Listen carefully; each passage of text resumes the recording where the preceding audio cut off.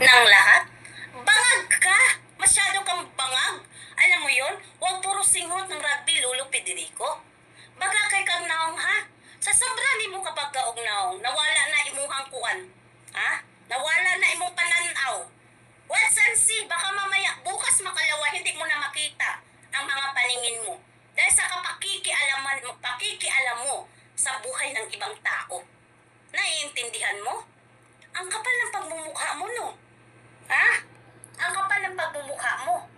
Sa sobrang kapal ng pagmumukha mo, kailangan mo manira ng tao, kailangan mo mangalkal ka ng buhay ng iba? Ha, Federico? Bakit, Federico? Nanggigigil ka? Gigil na gigil ka? Ha? Dahil sa certificate ko, gusto mo iabuli ko yun sa'yo? Ha, Federico? Baga kay kaugnaulo. Ha? Dapat ka na imuhang age, sa imuhang edad. Dapat maging masaya ka. Sa kung anong achievement ng iba. Hindi yung kaiinggitan mo kung ano ang nakikita mo sa kapwa mo. Bagaan yung naungoy, asa di ka? May masabi lang. Hindi tayo matatapos dito, kunyang. Sige, daldal ka lang dyan hanggang sa magkadulas-dulas ka. Ano, mga tropa kids. Tsura niya, oh. Nakita nyo na kung ano pinagsasabi? Walang kwenta, puro kwentong barbero.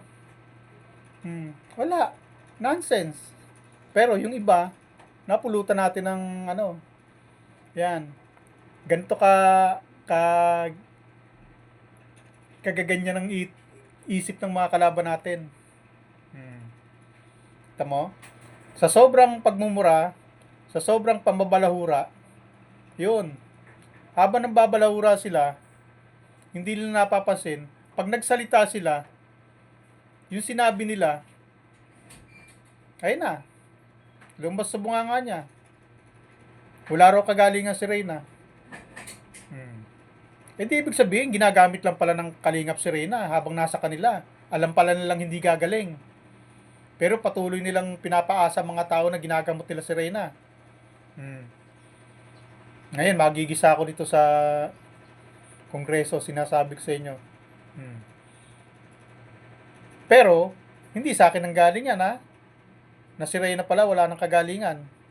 Mismo sa bunganga nito. Nanggaling. Na alam pala nila na walang kagalingan si Reyna. Kaya pala hinahanapan tayo ng medical records. Nakatunayan na si Reyna ay magaling na. Dahil sila mismo wala nun. Na si Reyna ay si Reyna hindi pa magaling. Wala rin silang medical record na ganon. Na magaling na si Reyna. Kaya kahit anong sabihin pala natin na si Reyna ay gumagaling, hindi sila naniniwala na gagaling si Reyna, na gumagaling si Reyna kasi mismong alam nila na hindi gagaling daw si Reyna. Yan ang sinasabi niya. Ngayon, kung yan ang sinasabi niya, na si Reyna hindi gagaling, ibig sabihin, niloloko nila yung mga tao, mga viewers nila, na si Reyna ay ginagamot nila. Na pinapalabas nila, na pag binablog si Reyna, nasabi nila gumagaling. Pero, bakit ngayon hinahanapan tayo ng medical certificate na katunayan na si Reyna ay magaling na? Na sa maigsing panahon, na ilang buwan pa lang sa atin, wala pa isang taon, ang duda ko dyan, mag-isang taon pa, September ba? September, October. Ano ba ito napindot ko? September, October ba gagaling na nakuha natin si Reyna? Nakikinatin ako, ha. Kasi nandito na ako eh. Kailan nakuha si Reyna? September, October. Sila, ilang taon nilang ginamot si Reyna. Bakit yung nasa atin na, sasabihin nila na walang kagalingan? At tayo yung hinahanapan ng certificate na anang medical records na magaling na si Reyna. Wala naman kami sinasabi. Kunyang, na si Reyna ay magaling ng tuluyan. Ang sinasabi namin, nag-i-improve. Dahil sa kalagayan niya ngayon na kasama niya na pamilya niya, nakakapaghugas ng pinggan, nakakatulong-tulong sa bahay. Yan ang improvement na sinasabi namin.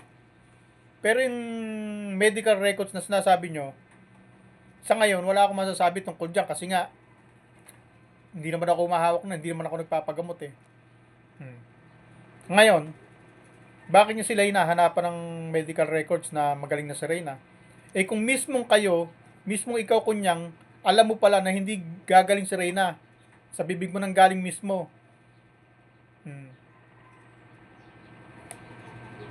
Bakit tuluyan ang gamutan nyo ng ilang taon? Sa itsura niya, no? Sino sa amin nang gigigil? Sino ngayon ang galit na galit? Ako pa yung galit, ha? Ako pa yung nanggigigil. Kaya itsura na yan. Hindi galit yan, no?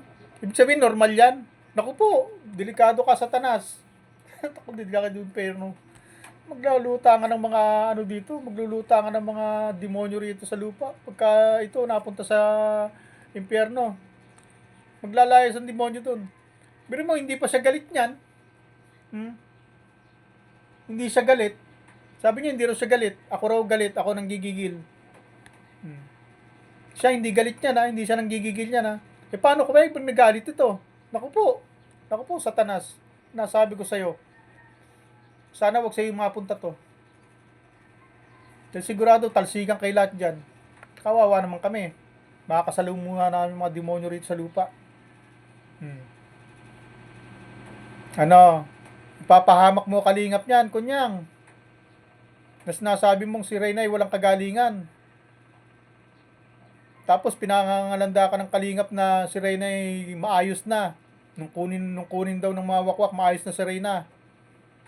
Konting sundot na lang daw. Sabi 90% magaling na. O, pagpalagay natin 90%. Kumbaga sa ano, konting-konti na lang daw gagaling na. Tapos ngayon sasabihin mo, walang kagalingan. Tapos ka, kunyang, sa kalingap, nasabi ko sa'yo. Huwag sanang huwag sanang kumalat tong balita na to. Sana hindi ako sumingat. Sana hindi ako sumikat. Sana walang makapanood na kalingap nito. Dahil pagka napanood to ng kalingap, napanood nyo, na-screenshot nyo, mga tropa kits. Bagay, hindi na mawawala ito eh. Kada mapapanoorin nyo video ko, maririnig yung sinabi niya eh, na si Reyna ay walang kagalingan. Mamaya, re-reviewin ko. Ngayon, kung nagkamali tayo ng pandinig, kamali akong pandinig, pero hindi, malinaw ang tenga ko eh. Hinahanapan tayo ng medical record eh. Kasi daw, alam naman daw nila na si Reyna ay walang kagalingan. Pagkatapos to, ilang minuto lang.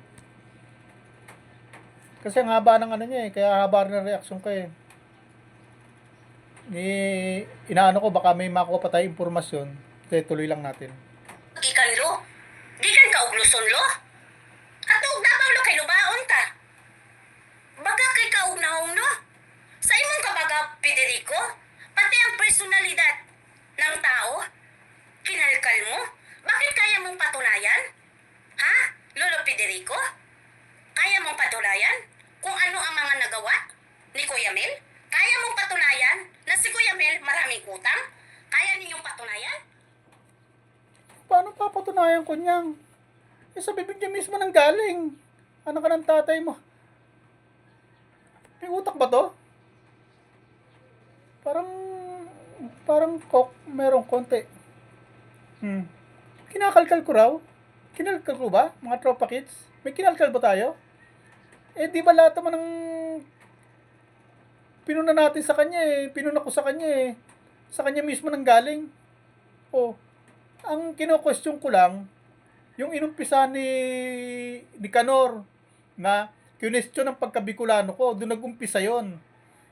Nung binanatan la ako, nang nanggaling ako sa Talisay, pag uwi ko rito, binanatan ako, pati pagkatao ko, kinalkal. Ano ako niyang, sino na unang nangalkal? Ewan ko sa'yo. Palibasa, may sahid ka na rin.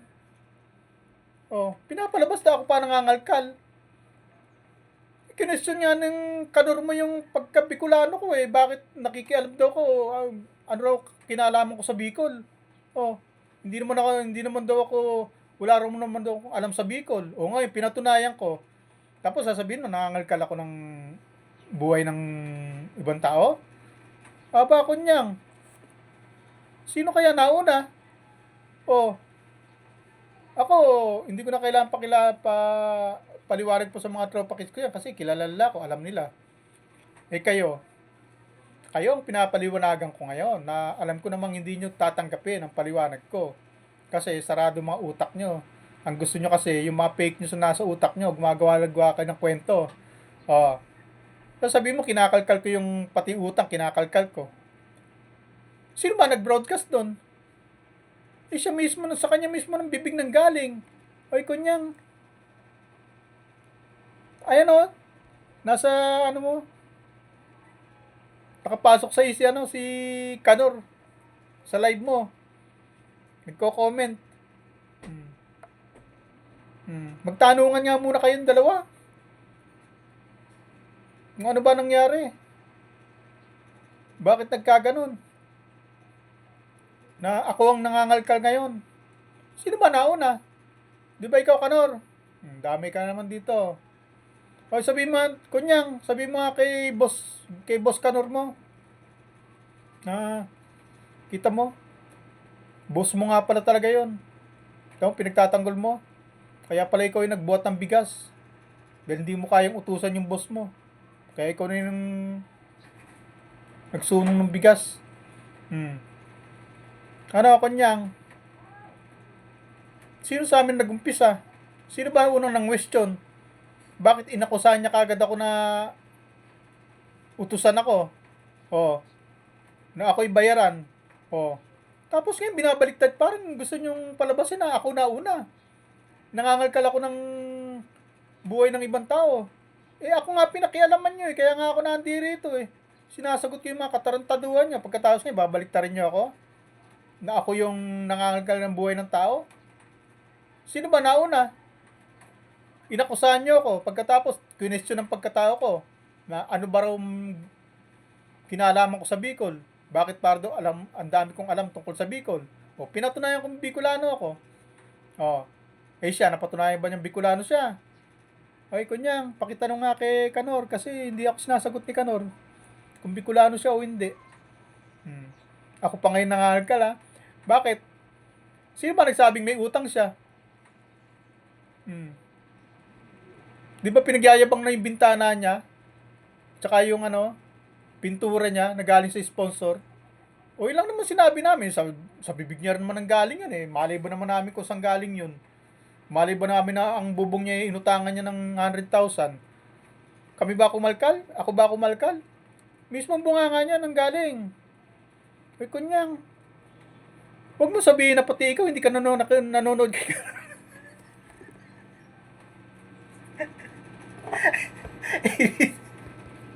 anak ka ng tatay mo, kunyang. Pagkakampi kayo. Hindi nga kayo pinapanood ng Kalingap. Ultimo pa lang kayo ni Kanor, hindi nyo pinapanood ang mga video nyo. Oh.